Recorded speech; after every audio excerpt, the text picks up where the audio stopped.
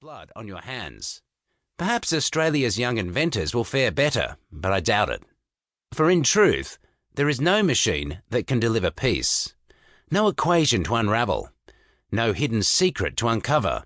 It may be this realization that makes us so skeptical about the very possibility of peace, so cynical about attempts to think about what world peace might look like and how it might be achieved.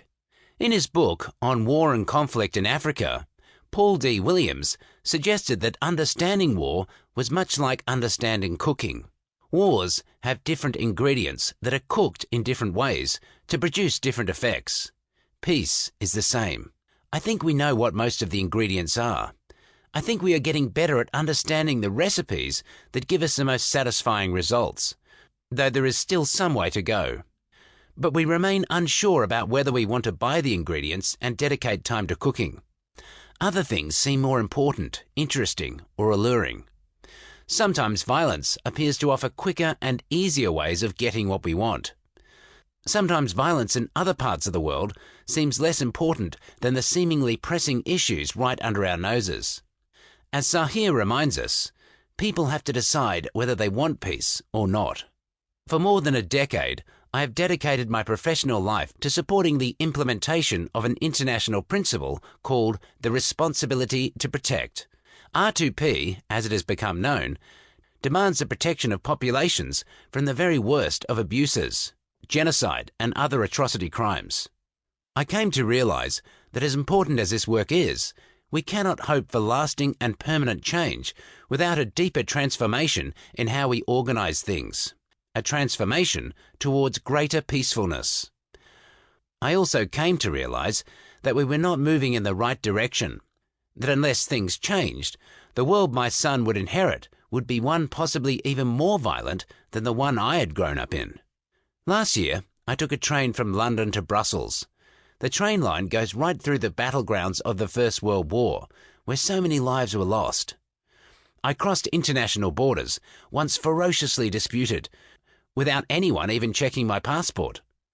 Looking out on the fields of Flanders, I was struck by what can be achieved when we put our hearts and minds to the cause of peace. But as my mind turned to Brexit, I was reminded that such achievements are always temporary, always contested. Peace is something for which every generation will have to struggle. The urgent moral imperative to find solutions to the problem of war lay behind the endowment of the first academic chair of international relations at what was then the University of Wales in Aberystwyth. It was for the express purpose of improving our understanding of war so that it might be prevented that David Davies endowed the Woodrow Wilson Chair in Aberystwyth in 1919. I had the privilege of spending 3 formative years there in the late 1990s studying for my doctoral degree. The first professor appointed to the Woodrow Wilson Chair was Alfred Zimmern. Zimmern believed in the moral imperative of peace and in its possibility. So often nowadays unfairly cast as a naive utopian, Zimmern was anything but. He understood that peace would have to be organized, that it would be achieved only if governments committed themselves to it. He was also painfully aware in the 1930s that most of the world's most powerful governments were working against peace. Concerned by growing international discord, in 1934, Zimmern published Organize the Peace World, an essay that challenged governments to build a better peace.